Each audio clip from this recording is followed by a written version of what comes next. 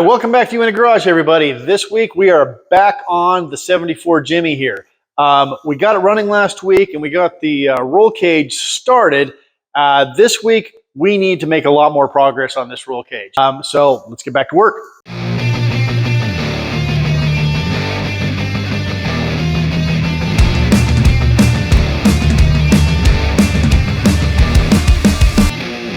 Okay, I think the first thing we're going to do is figure out where our C-pillars are going to land back here. So right now you have the B pillar and the halo in, which looks really cool. And I like how you have it snugged up tight on the roof there. Yeah, it turned out pretty good. So I think what we need to do is figure out where we want the C pillars and the A pillars to land. So maybe what we do is let's bolt our cage plates in place so we know where we're going. Okay. I think that'd be the next step. Alan's not going to be running a family cage on this. No. Right? So we just need to do runners down to the bed floor back here that'll tie into the frame, right? Yes. Yeah, so coming all the way back makes sense for a couple of reasons. One, it's a place where we can get to the bed of the floor and attach and then get to the frame there. Access. Number two, he does want to have a spare tire mount and a couple other things, so having some structure to run that off of is worthwhile. Okay. So we're going to build it back in kind of like what we did with Jason's Trevi. Yeah, I would say that, similar to that. Okay. So, all right, so we're looking at the placement for the A pillars here. We know it's going to come basically from this corner, hug the windshield frame here, and go down through the dash. We want it to land right in this vicinity. We got our cage plates and kind of mocking it up where I'm thinking it should land. I want it up as close to the firewall on the flat part of the floor. And in this case, as far over to the side here as I can. So once we drill the holes through this side, we'll be able to put a plate on the back side.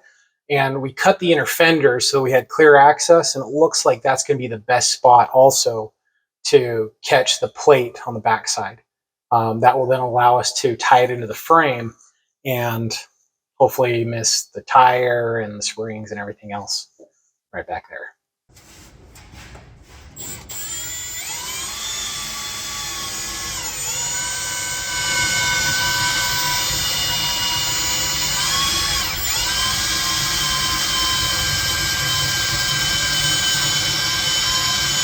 Do you want a real drill bit? Yes, please.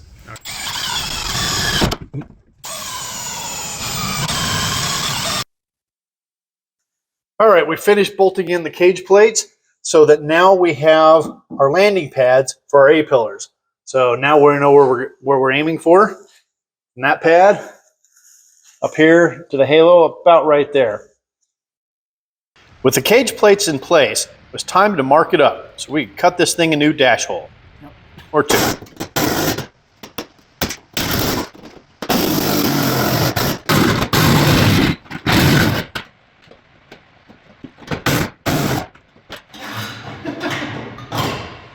I'm cutting way wide on that.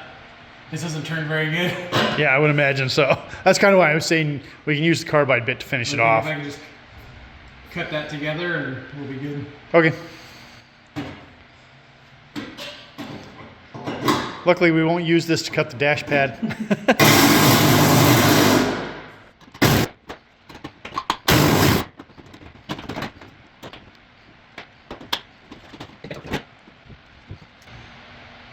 Sawzall is not the best tool for this.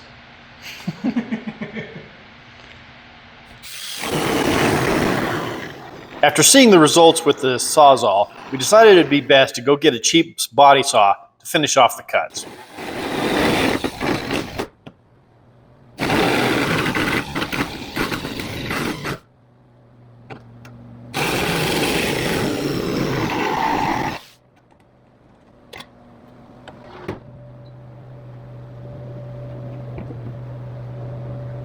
All right, we've got the hole cut out good.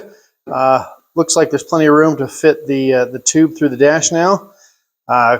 Cleaned it up a little bit with the carbide bit. We may have to trim that a little bit more when we actually get the A pillar bent up and in there. You know, might run end up here, but we'll deal with that when we get that far. All right, let's get some A-pillars bent up. Brian and I got the tape out to mock up exactly how we wanted the A-pillars to run. We want to match the windshield frame as close as possible, and also keep the visors usable. Once we had a plan, we pulled out the angle finder to get the angles right, and bent up some tube.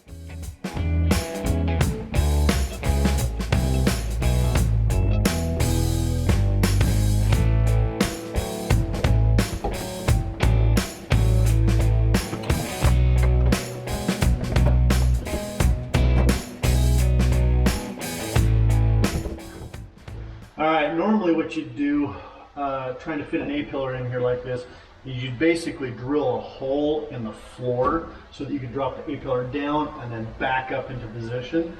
But because this has a removable hardtop, we're going to try just pulling the hardtop back and see if that just gives us enough room to come in this direction and get it in there. That'll keep us from having to drill a hole here underneath the cage plate. All right, we've got the hardtop off. I gotta say, these trucks look fantastic without the top on, but there's a reason why most people leave them off or leave them on. That was a giant pain in the butt. Would have been easier with some help, but luckily we had the gantry crane, so we were able to get it off, but whew, what a pain in the butt. All right, let's get back to work. Since we already had the passenger side A-pillar bent up, we were able to use that as a template for the driver's side. The two sides aren't exactly the same, but it gave us a good place to start. All right, spent a few hours here getting the base of the A-pillars in place. I say base because with the A-pillars going through the dash, we're not going to be able to remove the cage ever. And we want to be able to do that. So what we're going to do is we're going to put a disconnect right here on the top of the A-pillar on both sides. Hopefully you can see that. So we've got the bases in place and got those basically where we want them. We're hitting the cage plates nice and out of the way, so you're not going to be kicking them with your feet, hopefully. And we've matched the angle of the windshield frame, and let's come around over here. Most importantly, we're behind the windshield. We're going to be able to put the windshield back in without hitting these. So this is about as far as we can go for now. We've got the disconnects on order. Hopefully they'll be here the next day or so, and then we can get those put on and get the top half of our A-pillars in and connected to the halo. But while we wait for that, it's we don't want to just sit on our butts, so we're going to get to work on the B-pillar supports, C-pillars, however you want to say it. You can see behind me here, we've got some tape lined up showing approximately where we want to go with it. Again, there's not going to be any rear seats on this thing, so we don't have to go up and over, a passenger seating area. So we can make this nice sleek line. Should give the truck more of a fastback look, and I think it's going to turn out pretty slick. I'm using the tape here to fine-tune the look of the rear tubes. You want to get this right, because this is really going to impact the side profile of the whole truck.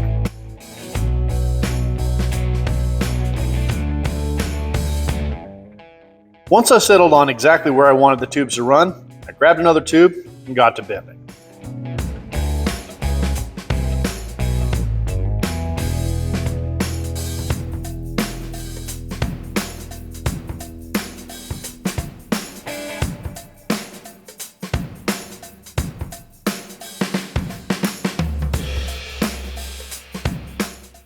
This tool is awesome. It really helps to mark out the cuts for a nice tight fit.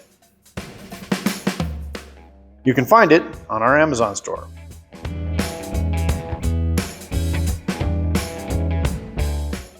With the tubes cut, I added a light tack on the B-pillars, and I made sure that they were both at exactly the same angle before adding some more solid tacks so they won't move around.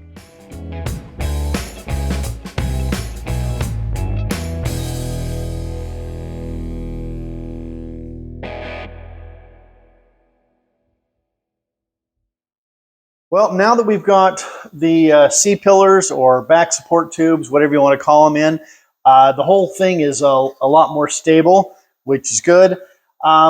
So what he has planned for the back of the cargo area here is he wants to be able to support a spare tire. And we mentioned earlier that we're going to be putting a high lift jack mount on one of these as well. So earlier we measured the hardtop to make sure that a 40-inch tire would fit in here standing up, because we want to put it off to the side here, mounted to the cage, so that it's not just taking up all of his bed space. So we want to have, you know, say 40, let's call it 42 inches just to make sure.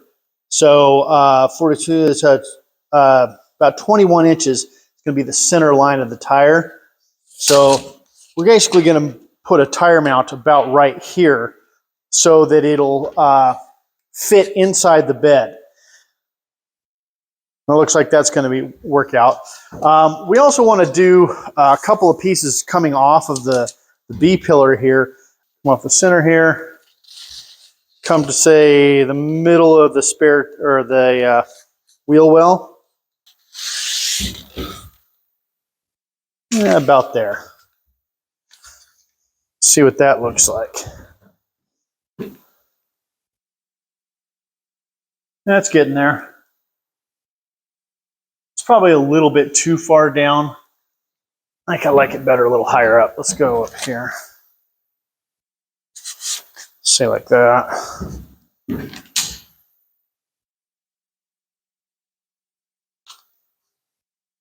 That.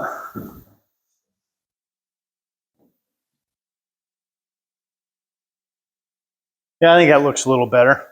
Anyway, tell us in the comments what you think, and let's move on to get some other pieces in. I spent a lot of time on the B pillar to A pillar spreader bars. These tubes provide more structure to the cage, but are also going to be the base for our seat mounts.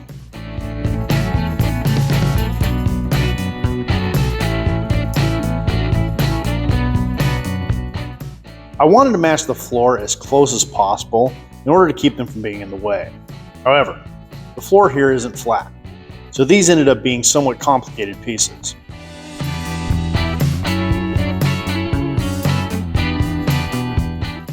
There are a couple of 50-degree bends to come down from the B pillars, then flat across the door gap, then another bend to match the angle of the floor as it comes up to meet the firewall.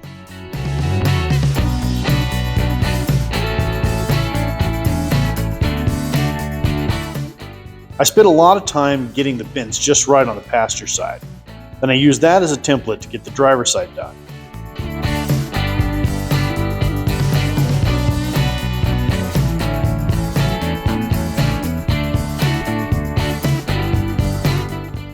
I'm not going to be able to finalize the front of these tubes until the A pillars are done, but that shouldn't take long now that these tubes are ready to go.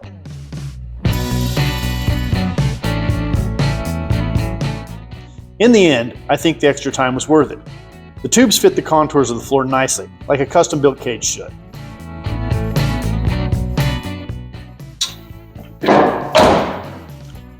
All right, well, that's going to wrap it up for this week. The tube disconnects we were waiting for did come in just barely, so we went ahead and got those welded on to the tops of our A-pillar stubs, and we painted the top half of the A-pillars because those are going to be inside the dash, and we're not going to be able to get to them anymore once we weld anything else on there. Coming up next week, we're going to get the seat mounts done. We're going to finish off all of the rest of the tubes we need to do to make this a safe cage and still look good. So as you can see, there's still a lot left to do to finish off this cage. So please like and subscribe. That'll really help us out. Thanks for watching. You in a Garage.